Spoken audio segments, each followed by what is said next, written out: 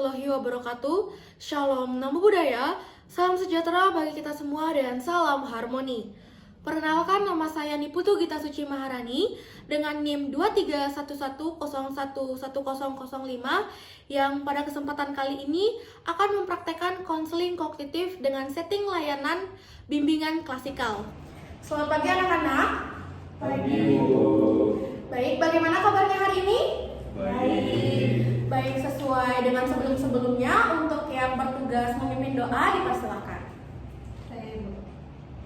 Baik, doa akan saya pimpin. Marilah kita mulai dengan mengatur nafas, menarik nafas dalam-dalam, dan memusatkan hati serta pikiran kita pada saat ini.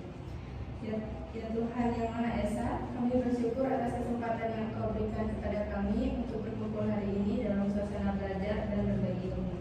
Terima kasih atas nikmat kesehatan, akal, dan semangat yang Kau limpahkan, sehingga kami dapat hadir di sini dengan penuh harapan.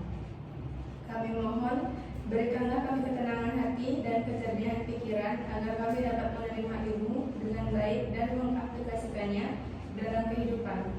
Bimbinglah kami agar selalu rendah hati dalam belajar, sabar dalam menghadapi kesulitan, dan gigih dalam mengejar cita-cita. Ya Tuhan, dalam perjalanan hidup kami, terkadang kami merasa lelah, jenuh, dan ragu. Kami mohon kekuatan dan semangat baru agar kami dapat bangkit dan terus berusaha tanpa putus asa. Ajarkan kami untuk selalu bersyukur, menghargai proses, dan melihat setiap tantangan sebagai kesempatan untuk tumbuh dan belajar. Kami juga berdoa agar Engkau menjaga kami dari segala hal yang dapat menghalangi kemajuan kami, baik dari dalam diri maupun lingkungan sekitar.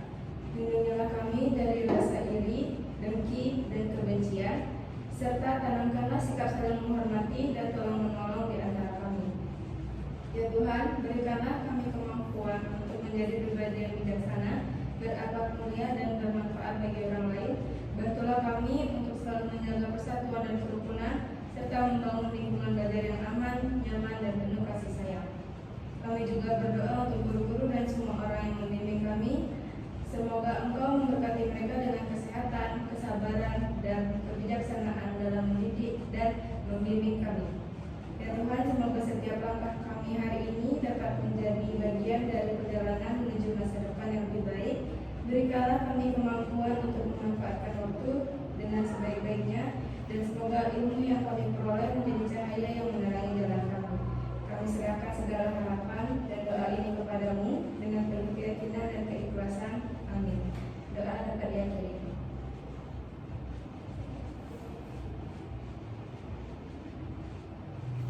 Baik, untuk memulai sesi pembelajaran kita hari ini, setelah melantunkan doa, mari kita memulai dengan salam terlebih dahulu.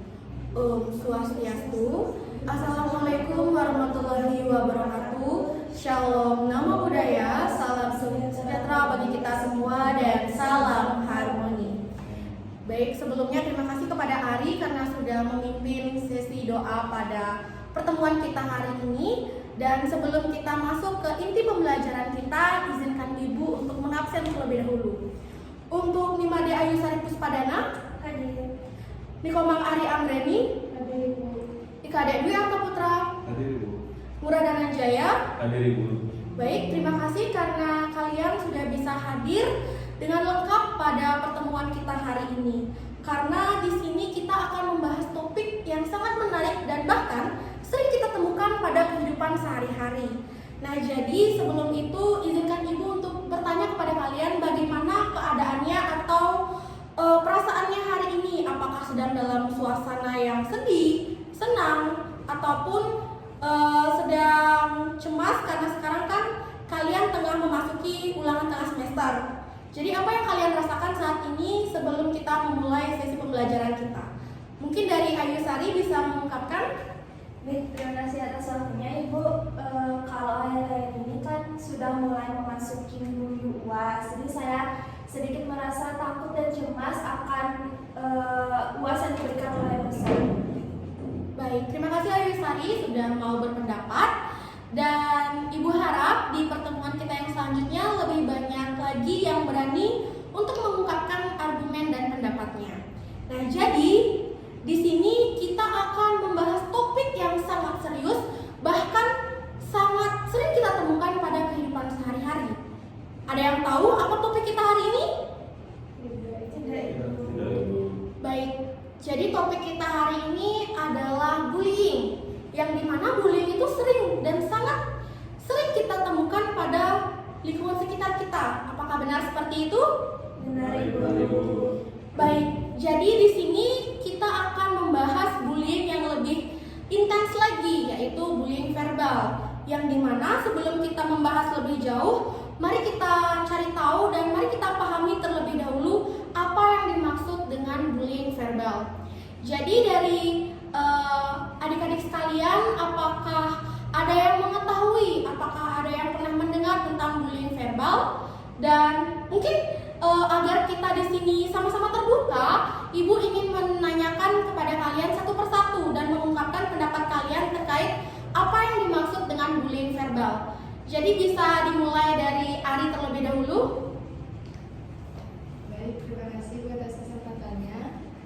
Dari pengalaman saya, bully verbal itu merupakan bully yang dilakukan melalui kata-kata atau ucapan. Baik, terima kasih Ari atas jawabannya. Kita keep jawaban Ari terlebih dahulu. Dilanjutkan oleh Ayu Sari.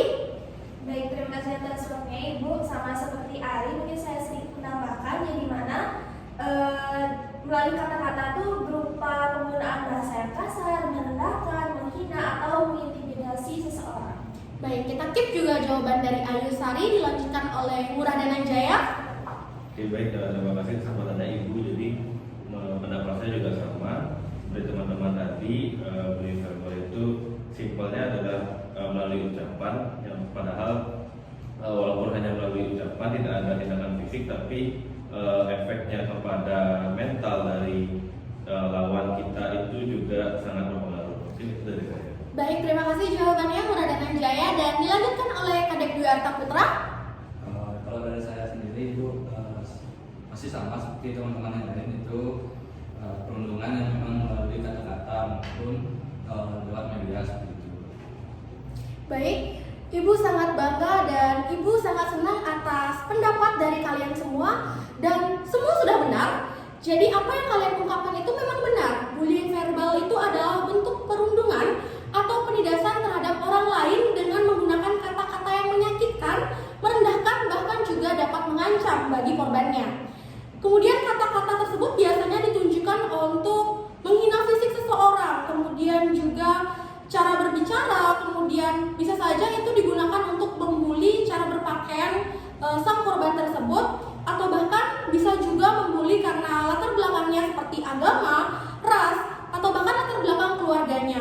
Nah, jadi di sini bullying verbal itu bisa berupa mengejek atau memberi julukan negatif, seperti misalnya ada korban yang dikatakan, kamu gendut. Nah, itu termasuk bullying verbal. Kemudian juga kata-kata bodoh, kampungan itu juga termasuk ke dalam bullying verbal. Kemudian di sini juga menyindir dan merendahkan secara terus-menerus itu juga termasuk ke dalam bullying verbal, karena di situ korban akan merasa direndahkan. Bahkan sang korban itu nantinya akan tidak percaya diri pada saat sang pelaku itu mengungkapkan kata-kata seperti itu. Kemudian juga berbicara dengan nada kasar, itu jatuhnya itu menghina.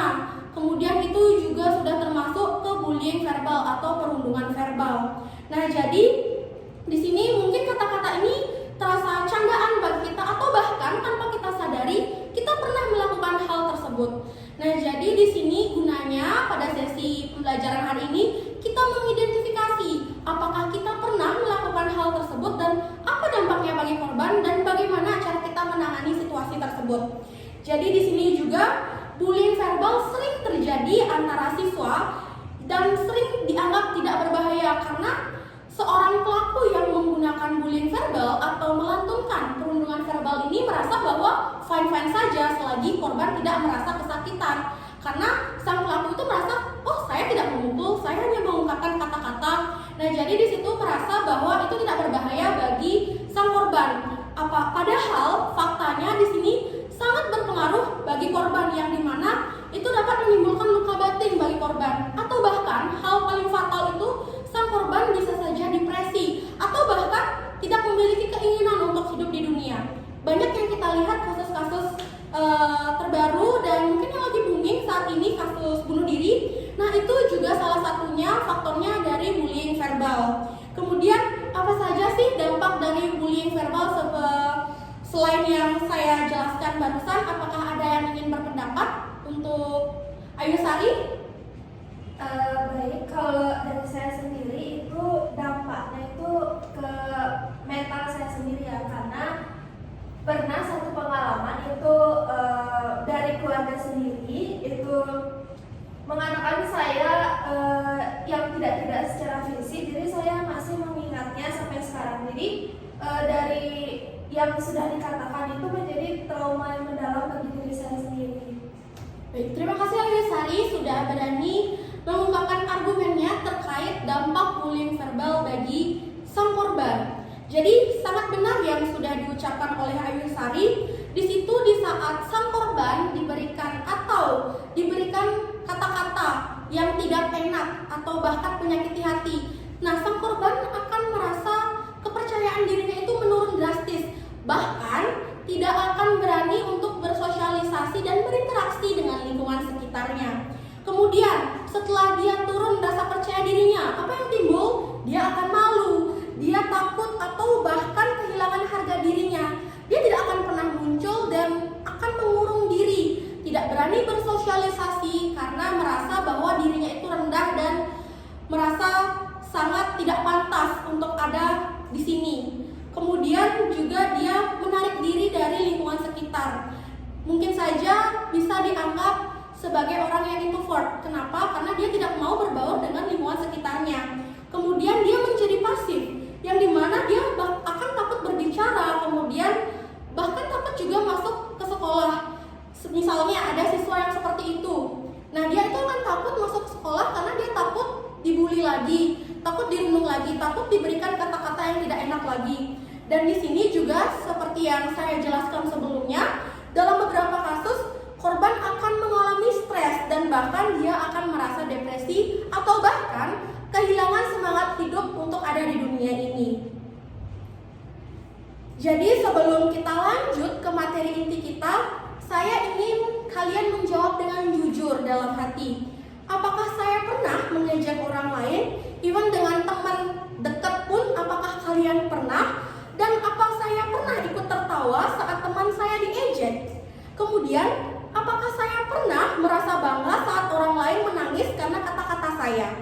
Nah, jadi silakan kalian merenungkan diri terlebih dahulu apakah kalian pernah melakukan hal tersebut, dan jikalau di sini ada yang berani untuk mengungkapkan kalau pernah melakukan hal tersebut, tidak apa-apa karena sesi kali ini sangat terjaga kerahasiaannya.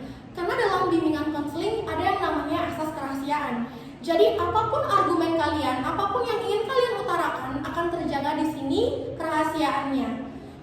Jadi kita di sini tidak mencari siapa yang salah, tapi di sini kita belajar untuk menyadari bahwa kata-kata yang kita ucapkan itu akan menjadi senjata untuk orang lain dan dapat melukai orang lain walaupun tidak melukai secara fisik.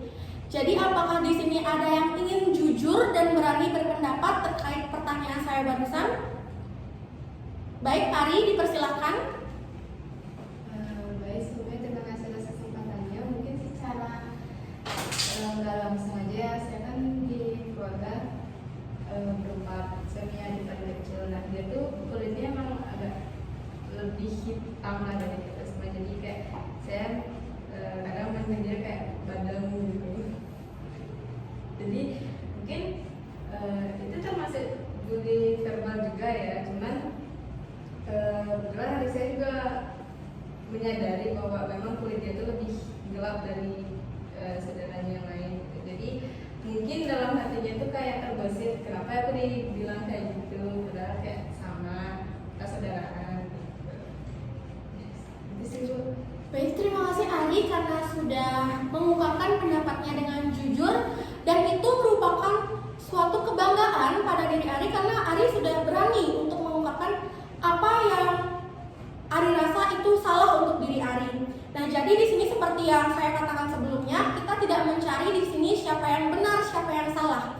Tapi bagaimana kita hari ini dapat mengubah pikiran-pikiran dan perilaku-perilaku kita yang seperti itu ke arah yang lebih positif lagi. Jadi di sini ibu ingin kalian memahami bahwa seseorang mengejek orang lain itu biasanya pikiran-pikiran yang muncul itu di kepalanya seperti yang dicontohkan tadi. Kalau bisa bikin orang ketawa, pasti kita disukai. Kemudian teman yang beda itu aneh, wajar kalau diejek. Itulah pikiran-pikiran yang negatif yang muncul sebelum kita melakukan ejekan tersebut.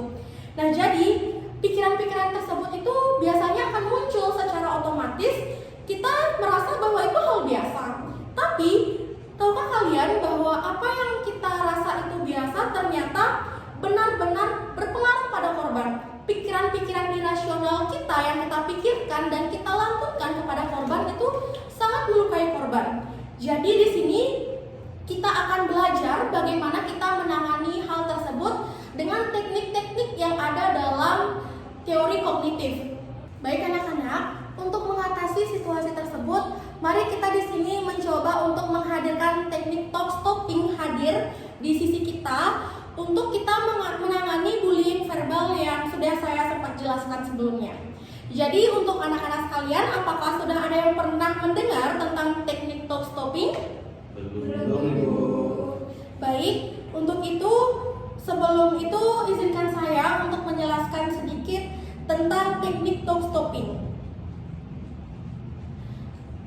Jadi di sini talk stopping itu bagaimana kita memberhentikan atau menstop pikiran negatif kita pada saat kita mulai merasa dan mulai muncul pikiran-pikiran negatif muncul, dan kita di sini hadirkan teknik talk stopping itu untuk menstop pikiran negatif tersebut dan menggantikannya ke pikiran yang lebih rasional atau ke pikiran yang lebih positif.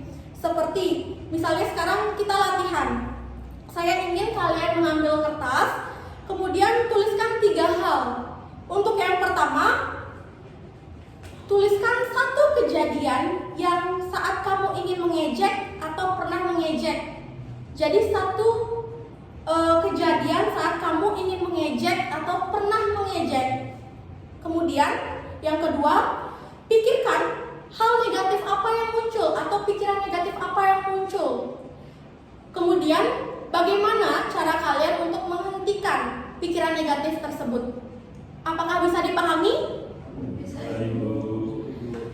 Baik, izinkan Ibu untuk memperjelas lebih lagi sedikit terkait pengertian dari talk stopping. Talk stopping itu adalah pemberhentian atau menstop pikiran negatif. Jadi dapat dipahami? Dapat Nah, jadi yang pertama tadi Ibu berikan soal, tulislah kejadian saat kamu ingin mengejek atau pernah mengejek. Kemudian pikirkan hal negatif apa yang muncul, dan yang terakhir bagaimana cara kamu menstop pikiran negatif tersebut dan menggantinya ke arah yang lebih rasional atau positif. Bisa dimengerti? Bisa. Baik, untuk yang menjawab dipersilahkan Ayu Sari. Baik, terima kasih atas waktunya Ibu. Jadi satu kejadian yang dimana saat saya ingin mengejek itu salah satunya saat saya berada di rumah. Kan saya mempunyai adik saya tuh lumayan terpantau jauh umurnya, beda 4 tahunan saya, tapi saya tuh udah biasa lah bercanda sama dia gitu. Nah, ada satu kejadian, ini nggak satu kejadian sih, sering kalau misalkan bapak atau ibu atau saya itu ngomong, dia tuh selalu nggak denger gitu loh, harus selalu dipanggil beberapa kali, harus selalu diulangin kalimatnya beberapa kali gitu. Nah, saya tuh sering ngejek dia tuh dengan bongol banget gitu. Dari situ terus pikiran negatif apa yang saya muncul, saya mikir ada saya kok dia tuh udah dibilangin berapa kali, udah dipanggil berapa kali, kok tetep nggak denger ya gitu. Itu yang bener-bener nggak bisa dibilangin lah, bisa dibilang gitu. Terus bagaimana cara saya menstopnya? Makin kesini saya menyadari bahwa mungkin memang ada gangguan mungkin di telinganya atau apa gitu. Jadi saya bilang ke bapak sama ibu untuk coba cek telinga adik biar nanti nggak kayak gitu lagi. Baik, sudah benar apa yang dikatakan oleh Ayu Sari. Ayu Sari menstop pikiran negatif Ayu Sari dengan mencoba berpikir ke arah yang lebih rasional. Benar seperti itu?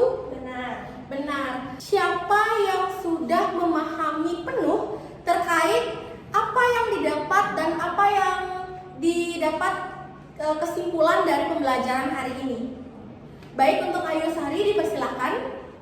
Baik, terima kasih atas waktunya Ibu. Jadi pembelajaran yang saya dapatkan hari ini itu bagaimana caranya kita harus mengontrol pikiran-pikiran negatif kita di saat kita mendapatkan atau melihat atau ingin rasanya untuk mengejek seseorang itu harus dikontrol, karena perkataan yang kita keluarkan itu pastinya kalau tidak nyaman diterima oleh orang tersebut pasti akan menimbulkan atau menanamkan trauma kepada mereka sendiri. Jadi pembelajaran hari ini bagaimana kita harus menstop pikiran negatif kita dan lebih mengontrolnya lebih baik.